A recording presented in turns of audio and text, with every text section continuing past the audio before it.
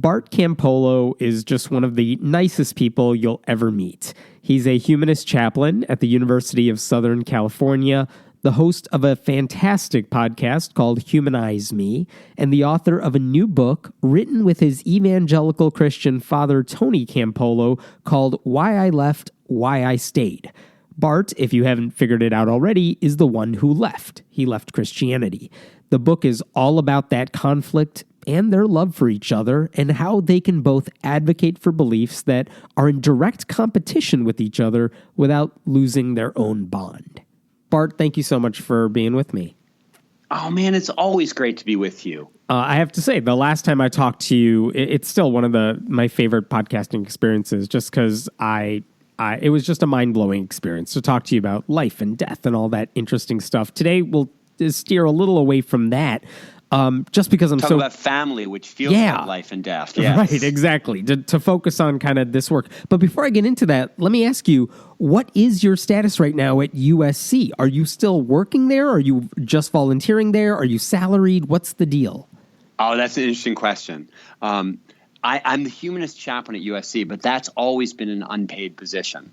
And so all the other sort of religious leaders on campus, they get supported by their communities. So, the Hillel and Chabad, the Jewish community supports those people. They have big staffs, the Catholic Center, all the evangelical ministries. And so when I got here, I thought that if I would establish that I could rally a bunch of secular young people together and kind of inspire them to live lives of meaning and purpose and belonging and to kind of create this wonderful community on campus, that the secular community would go like, that's great.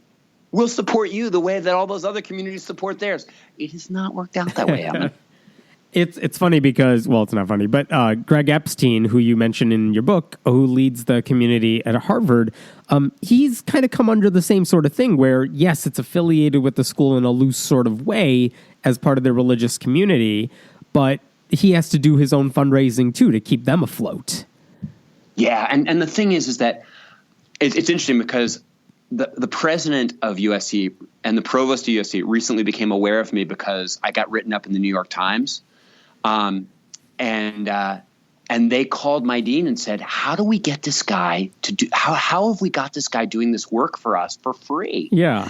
And my dean came to me and he was sort of joking about that. And I said, you tell them that it ain't going to be for long. And ultimately what the interesting thing is because what the president said was, interestingly, he said, this is the one religious leader on campus that the school probably should be paying for because we're a secular university. Right. And this is our secular chaplain. This is the guy who's helping all the people on the campus that don't believe in any kind of supernatural reality find meaning and purpose and belonging and all that good stuff.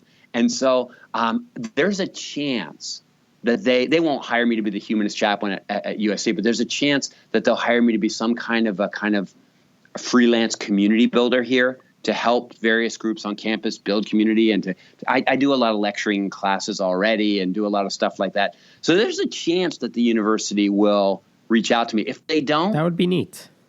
It would be really neat. If they don't, I may end up being the humanist chaplain at McGillicuddy, junior high school in Cincinnati, Ohio, where I can afford to be poor. Right. But hopefully it won't come to that. The way I've been making a living is by counseling and coaching people who are, secular folks that are kind of working through religious transitions. And frankly, the thing that I coach most of those people about is that stuff of that book. It's about how to relate to their families that are still believers when they've left the faith. Well, since you mentioned the New York Times article, let me ask you about your own journey out of faith, because that New York Times article really opens with you on a bike ride, getting into an accident, and that kind of changed the way you looked at life. Can you tell us about that? Yeah, it's funny because the bike accident, I did. I went off the road and I got a concussion, and for about a month I couldn't think straight. And when I recovered from that accident, it didn't change the way I saw the world, but it changed the way I saw myself. I had over 30 years, slowly, by the death of 1,000 cuts, lost my ability to believe in a supernatural God. but I was a professional minister. And I kept moving theologically. I kept moving. But after the bike accident, I looked at my wife and said, I don't think there's anything left. I mean, this life is the only one that we have. And I think when I die, I'm going to be dead. And she said, I agree with you. But she said, I think you better stop being a professional Christian since you don't believe in God or the afterlife or any of that stuff anymore. And it was the moment where I realized, like, this life is short and I don't want to spend the rest of it pretending to believe something that I don't really believe. I want to really live into the truth as I understand it, and sort of go like, hey, if this life is the only one that we have, how do you make the most of it? And for me, a big part of making the most of this life was being authentic and being open with people about who I really am and how I really see the world. It's an interesting thing about how you were, quote unquote, a professional Christian, but you still had these nagging doubts and they were getting louder and louder. How long did you maybe not really believe in God anymore, but still kind of cling to that Christian label? And is that hypocritical? Because we sometimes hear that of clergy members who don't believe in God, but remain in the pulpit because they don't know what else to do for a while. Yeah, I think for me, what's interesting is that I just kept modifying my theology and kept turning down the supernatural. And so the God I believed in was able to do less and less as I got older. And as as all the prayers were unanswered, I was like, maybe God isn't in control of everything. And maybe everybody goes to heaven, not just the Christians. And, but the last God I believed in, Hemant, was so wonderful. You would have loved him. I mean, he agreed with everything I thought, and he loved everybody I loved. And he wasn't responsible for any bad thing. And, the problem is that by the time you end up with that kind of a perfect God that you agree with, you realize that he's a product of your own invention. And it doesn't really have much authority. Now, the truth, you say, how long was it? And I would say that the last couple of years were these where I had really gotten down to being the most progressive kind of Christian, where God was almost like language for me. Like God was another word for the universe, and Jesus was another word for the idea of redemption. And, and in a sense, that's where I think a lot of Christians end up, is that Christianity becomes a metaphor for some deeper truth.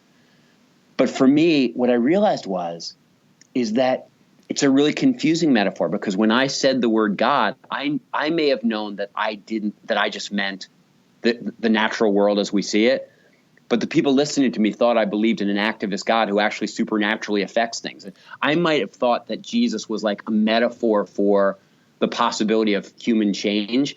But they thought I was talking about a guy who actually rose from the dead 3 days after he died. And so for me, a big part, the reason I didn't become, my dad at one point said to me, couldn't you just be one of those progressive type Christians, like a John Shelby Spong type? Yeah.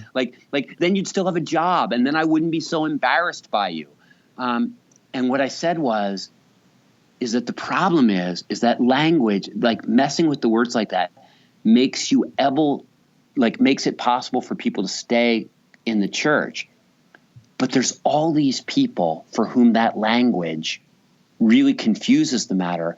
And what I quickly got excited about was the idea of saying to young people, especially who didn't believe in God, hey, there's a really amazing way of life, of pursuing loving relationships and pursuing, social justice and pursuing a sense of wonder and gratitude. There's a really great way of life, and you don't have to believe in God to pursue it.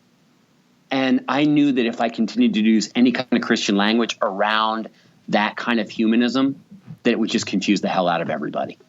I think it still confuses the hell out of a lot of people, especially when they hear when they hear progressive Christians talk about God loves everyone, God is everything and everywhere. It's like at some point it just the definition becomes kind of meaningless. Yeah, and so that progressive Christianity, that concept it's a refuge for people who don't believe in God anymore, but they want to keep singing those songs. Yeah. And I don't think it's going to be around very long, because those people are getting older. And you go to a Unitarian Universalist church, or you go to a very progressive Christian church, and they're all 50, 60, 70, 80 years old.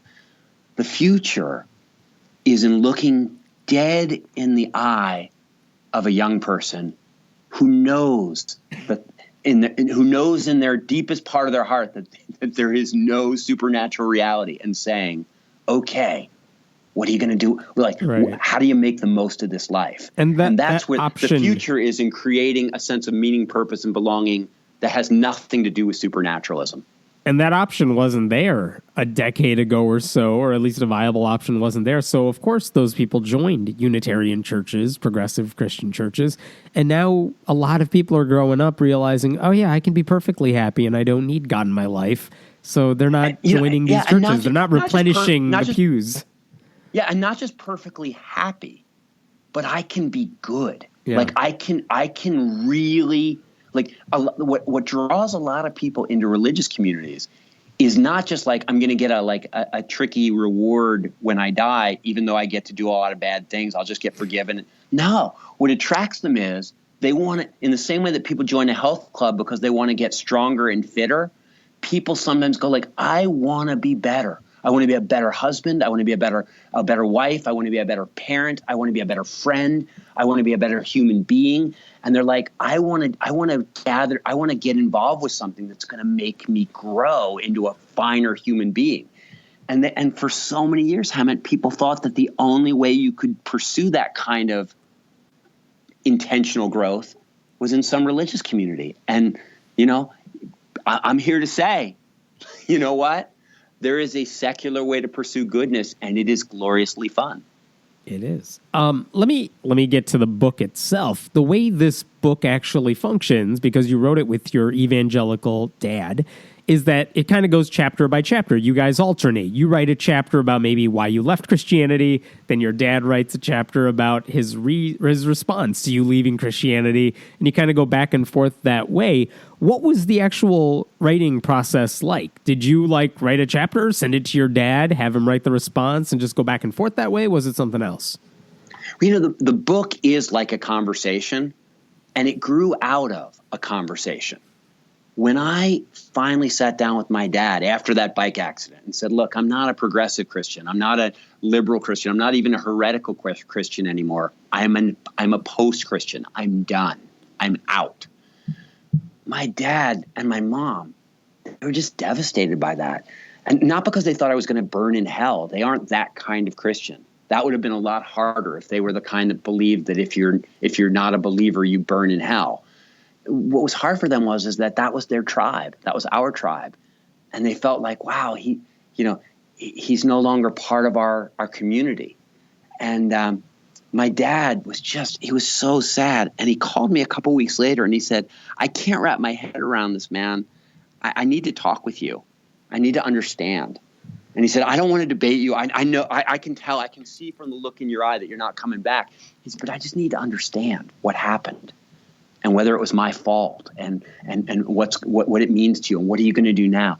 And so we went on a trip together. We went to England. He was speaking there and I just tagged along for a week. And we sat in cafes and we walked through parks. And the main part about this conversation was it wasn't an argument. It was him saying, tell me what it's like for you not to believe in God. Like, I want to understand that. And it was me saying, these are the problems. These are the things that don't make sense to me about Christianity. How do you reconcile? Like, how can you possibly stay in that? And about halfway through it, you sort of realize, like, not many families are able to have this conversation. And maybe we ought to write it down. And so the book is really, in some ways, a recapitulation of a conversation that actually happened.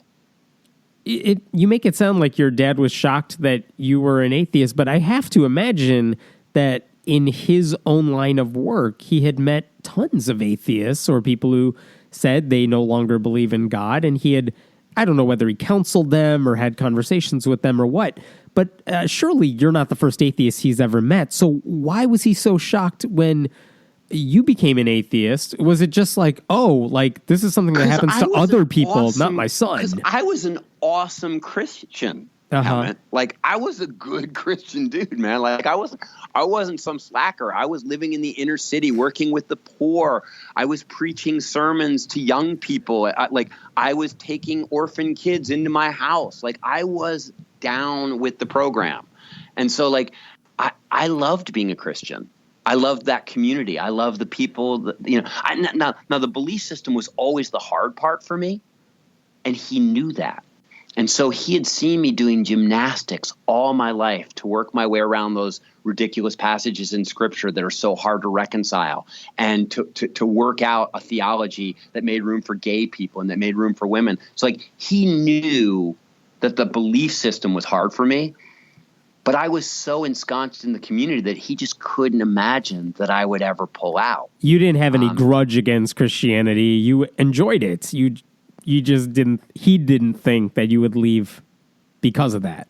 Yeah. And honestly, like, I think we all know a lot of ministers who seem to not believe in God anymore, but they got to stick in there because it's their family, it's their identity, it's their paycheck. I always quote Upton Sinclair, who once said that it's very difficult to convince a man to change his mind about something if his salary depends upon him not changing it. Mm-hmm.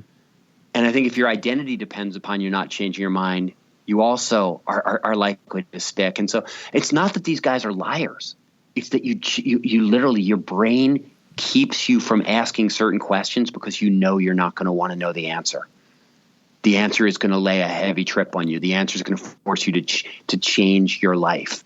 And so I spend a lot of time with people who are trying to figure out, what do I do with these questions? Because the implications for me not believing in God are so drastic. And so my dad, I think that was a big part of it, was that I was a good Christian and I was hanging around a lot of nice Christians. And so he's like, I never got hurt by the church. I was pretty beloved. I made a good living in the church. So I think that was part of it. But the other part of it was, I think he's, what he would say later is, yeah, deep down I saw it coming. I think he thought he hoped I would make it to the finish line, make it till I died, or at least make it till he died. And it's been tough for him. Do you think he understands why you're an atheist now? Yeah, I mean, and first of all, Emmett, as friendly as you are, that I never call myself an atheist, right? Because I never want to be defined by what I don't believe, and because that word has a lot of connotations, especially among Christians, the Christians that I'm friends with. Like, they think that means you're against them. They think that means that you think they're stupid. And one of the things that I had to go to great pains with my dad at the beginning was to let him know that I didn't think he was stupid for still believing in God. Like, people don't choose what they believe. People,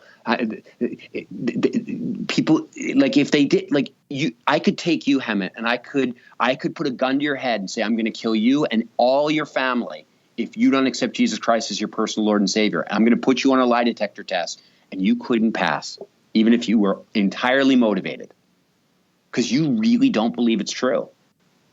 And you know what? Christians are not stupid. They've been socialized in such a way that it really makes sense for them. It's in the structure of their community, those beliefs become plausible. I know, because I was in that community for 30 years, and for most of that time, I found a way to believe in a God, even though there was no evidence for it. But after you had these conversations, did he at least kind of get your perspective on it? Oh, yeah. I mean, I think he totally gets my perspective. As a matter of fact, like, people say to me, like, who's the most supportive person of your new work? And I go, like, oh, my parents. My parents think what I'm doing is wonderful. They wish I was a Christian, but they're like, wait, you go and find kids that are pursuing materialism and pursuing, like, or unhappy and lonely, and you draw them into a fellowship and convince them that the best way to spend their life is by working to make the world a better place. So, like, how can you argue with that? They're like, that's wonderful. We're so glad that you do this work with young people. We're so glad that, and my dad taught at the University of Pennsylvania for years. He said, he knew tons of secular people there. And he said they would often say to him, Tony, I wish I had what you have, because I'd love to be part of a community like you're part of. And he said, I didn't have a secular community that I could point them to and say, there's a place where you can go and raise your kids with people who share your values and sing songs about doing good in the world and, and read books and use those books to transform your relationships in positive ways. He's like, man, he said, if you'd have been at the University of Pennsylvania then, I'd have been sending you tons of people. And so my parents are hugely supportive of what I do. And I think he really gets what it means to me. I think my dad even gets the idea that for me, the reality of death, far from making life seem meaningless, makes it infinitely precious to me and makes me that incredibly determined to squeeze every ounce of goodness out of it. And so now he's very understanding. I mean, honestly, by the time we were finished writing that book, I was thinking that maybe he was just going to come over and join us. I was hoping. Was there anything in the draft you saw from his end as when he was writing his chapters that you're like, I didn't know that about him, or vice versa, that that never came up in your conversations, but your dad read about it when you wrote about it? There was a lot he didn't know about me, and there was a lot he didn't know, especially about our way of life. Like, I just don't think he understood. For instance, there's a whole chapter where he says, I don't see how you can have a moral code without God. And you've gotten that question 1,000 times. And sure. And like, I think he was surprised, like, oh, you have a really cogent answer to that question. Like, yeah, man, my whole life depends on having a cogent answer to that question. But like, he hadn't really been around. He had been around angry atheists, but he hadn't been around a lot of humanists who were as committed to goodness as he was. And he didn't know the arguments that we use to motivate ourselves to keep pushing forward. And so, now you say, well, was there anything that he wrote that was surprising to me? Hell no. I could have written his chapters. I lived that life for 30 years. This is always the thing that surprises me, that what you just said doesn't surprise me one bit. But for someone like your father, who is as steeped into Christian culture as you could be, I would think they would have heard the atheist arguments their entire life, and they would know how atheists respond to those arguments, because then they would just say, oh, yeah, I mean, atheists like to say this, but here's the response to that, the apologetic route to it. You know this very well. Yeah. That you listen to somebody one way when you're loading up to try to argue back. You listen to their arguments, but you listen to them one way when you're trying to beat them. And you listen to them another way when you're trying to love them and trying to understand them. And in the same way that atheists often don't really listen to Christians, and they don't really hear why they're staying in the faith, they don't really understand. A lot of times Christians don't really listen to their secular family members because they're so bent on trying to change their mind and save their soul that they don't say, let me really understand this person as they are. Let me really understand how it works for them. And so they're so caught up in trying to win the argument that they can't listen. And in this I think maybe was the first time that my dad wasn't trying to be a witness for Jesus. He was just trying to really listen to a secular humanist and understand them, because that's my son and I want to be close to him. And I think for the first time he heard what it means to pursue goodness without God. And going back to what you just said, what do you think is something atheists, or at least the angry atheists you mentioned, what do we not get about why Christians remain in the church despite, any number of reasons we might think they should leave?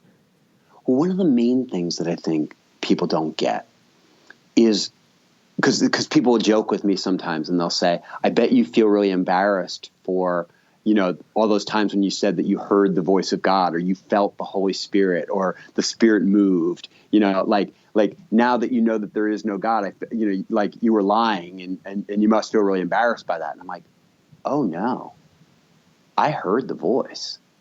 I felt the Holy Spirit. Like, that stuff happened. Wait, what are you talking about? There is no God. You don't believe in any supernatural force. Oh, I don't. You're right. I have a completely different interpretation of those transcendent moments, but they happened. Like, if you don't believe in transcendence, if you don't believe in kind of transcendent moments, I always joke with people, you haven't used the right drugs. You haven't had sex with the right partner. You haven't been to the right rock concert. Like, what atheists don't understand about Christians is that they put themselves in situations where transcendence becomes possible. Like, it's late at night. You've eaten a lot of sugary food. You're singing songs in a candlelit auditorium with 500 people. You're swaying, singing at the top of your lungs. God is awesome. Our God is an awesome God. And you say, and something happens in that room? Yes, something happens in that room. Sociologists would call it collective effervescence. Neuroscientists would show you the parts of the brain that fire off. But like, yes, something happens. And whatever narrative you're in when it happens, it confirms it and makes it real. And so what I think a lot of times atheists don't understand is they think that this person is propping up this belief system, because it's lucrative or because it's somehow helpful to them or because it gives them a superior air or some kind of advantage in society or it comforts them with the ocean of death. And what I'm here to tell you is, no, they felt something. Something really happened. And if you don't take seriously the intensity of the personal experience with God, you're never going to be able to have a meaningful conversation with a believer. One of the things I notice about a lot of atheists is, we will go after some of the fundamentalists in any religion. I mean, that's pretty low-hanging fruit there. It's easy to pick on them and their beliefs and their hypocrisy. One of the things your dad is known for is focusing his own ministry on the words of Jesus, not the other parts of the Bible. Some preachers might reference to slam gay people, women who have abortions, etc. And that's all well and good. I mean, that's kind of like what I wish more Christians were like. But part of that makes me wonder, do you think your dad is still selling a lie of sorts? And should atheists like me spend any time trying to take down people like your dad? Or is that a waste of time and I should go after like the Pat Robertson sorts? Well, I'll say two things. I mean, that's a great question. First of all, it's not like it's a lie if you know it's not true. If you think it's true, you're not lying, you're mistaken. And do I think my dad is mistaken about the deepest truths of the universe? I do. Do I think he's lying? I don't. He's sincere. And the good news is that because he is a loving person, and a lot of people are loving people, and a lot of Christians and Muslims and Buddhists are loving people, they bend their scriptures and they bend their theologies to try to make them as loving as possible. And so, yeah, the Jesus my dad proclaims is a lot nicer than Jerry Falwell's or that Pat Robertson's or who's the guy, Franklin Graham, or like who's the asshole of the day in evangelical Christianity? Yeah, these guys are preaching a God who's good with who loves gay people and who cares about the poor and is fighting for social justice. And you know what my attitude is? Leave them alone. Go after the bad guys. Because the truth of the matter is that a lot of people are going to believe in God for the rest of their lives. And I'd way rather have them following Christians like Shane Claiborne and Tony Campolo than following the bad ones. And so in some sense, I want my dad to draw Christians more towards these values. And the weird thing is, of course, I also believe that the more Christians are drawn towards that kind of Christianity, the more likely it is that eventually they'll look back at their Bible and go, you know what? If this stuff doesn't make sense, like these values are what make me not think that maybe this whole God thing isn't true in the first place. I mean, the best way, the most efficient way to get somebody to like leave behind the negative stuff of supernaturalism is to pull them towards the good stuff. And you say, like, are you saying that like in the end that may be a way station on their way to secular humanism? It sure has been for a lot of people. It sure has been for a lot of people. And so like I got a lot of friends who are in Christian ministry who are trying to draw people away from the poison and draw them towards the love. And I'm not prone to shut them down. I wonder how many atheists would disagree because they feel that the bigger issue here, they're fighting this quest for truth. And ultimately, any brand of religion, whether it's harmful or just merely mistaken, you got to go after all of them. And I wonder how many atheists Sam Harris would say that my dad's the worst, because what he does is he gives cover to all the bad stuff. And so he's a normalizer. And so, like, yeah, it's the worst kind of thing. Again, like, I think if you know true believers, you know that there are a whole lot of people that one way or the other, they're not going to give up faith altogether. And so, like, that is a false goal. You're like, well, listen, we just need to destroy the whole thing. You're not going to destroy the whole thing in one generation or in 2 or 3. And so, like, I'm playing the long game here. I'm not just trying to get people to think right. I'm also trying to get poor people fed and trying to get global warming stopped. And, you know, I'm trying to save the species. And so you might want to be a better steward of your energy and go after the stuff that is the most toxic and dangerous. And frankly, honestly, if I was a secular organizer, I am. What I would say is that I'm going to spend a whole lot less time attacking good forms of Christianity or the less toxic forms of Christianity, and a whole lot more time going out after all these people that don't believe in God and aren't doing anything meaningful at all with their lives. Like, that's who I want to get. I want to get the people that don't believe in God and say, hey, have you ever really thought of the implications of this life being the only one that there is? Let's talk about human flourishing. Like, let's talk about how you could really make the most of this thing, because it ain't by making a bunch of money and screwing a bunch of people. It's by developing a bunch of loving relationships and making the world a better place for others. That's where your flourishing is going to come in. Let's cultivate some wonder. Let's get some stuff going here. And so for me, I'm just like, you know, that attacking Christianity thing, not only doesn't it seem to work at, like, pulling people out of Christianity very often, but it also doesn't seem to work at rallying secular people in a way that makes them politically powerful or makes them a force for good in the universe.